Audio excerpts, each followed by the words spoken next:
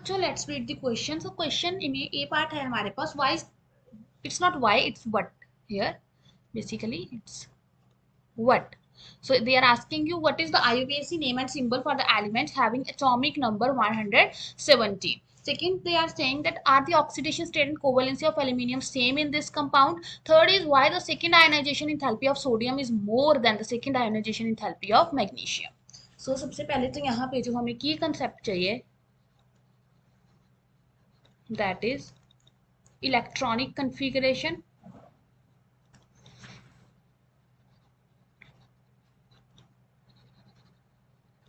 and ionization energy.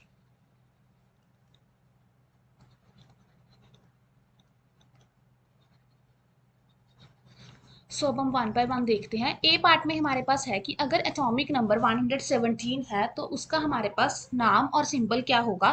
तो देखो 1 के लिए हम यूज करते हैं अन, अगेन 1 है तो फिर हो जाएगा अन. 7 के लिए इट्स सेप्ट और पीछे हम लगाते हैं IUM सेप्टियम. सो इट इज अनन सेप्टियम और सिंबल हो जाएगा capital you small you and S. तो ये हमारे फर्स्ट क्वेश्चन का आंसर हो गया. सेकंड हमसे पूछा गया है कि क्या ऑक्सीडेशन स्टेट और कोवलेंसी सेम है इसमें. तो सबसे पहले तो हम इसकी कोवलेंसी देख लेते हैं. सो अगर हम इस कंपाउंड में देखें तो इस कंपाउंड में जो कोवलेंसी है दैट इज 6.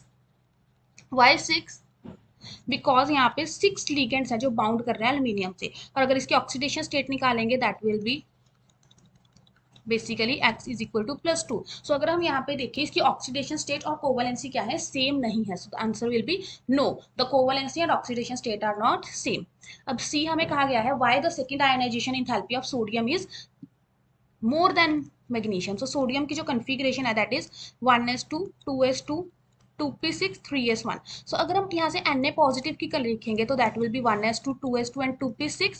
सिमिलरली हमारे पास जो मैग्नीशियम है उसकी कन्फिग्रेशन होती है 1s2 2s2 2p6 3s2. सो Mg पॉजिटिव की हो जाएगी 1s2 2s2 2p6 3s1. अब अगर देखो हमें सेकेंड आयोनाइजेशन एनर्जी की बात करनी है, मतलब हमें Na पॉजिटिव से Na2 पॉजिटिव बनाना है. लेकिन जो Na पॉजिटिव है इसकी जो कन्फिग्रेशन है वो स्टेबल कन्फिग्रेशन है. सो स्टेबल कन्फिग्रेशन होने की वजह से अगर हमें Na पॉजिटिव में से इलेक्ट्रॉन निकालना है तो हमें बहुत हाई अमाउंट ऑफ एनर्जी देनी पड़ेगी कंपैरेटिव टू Mg पॉजिटिव.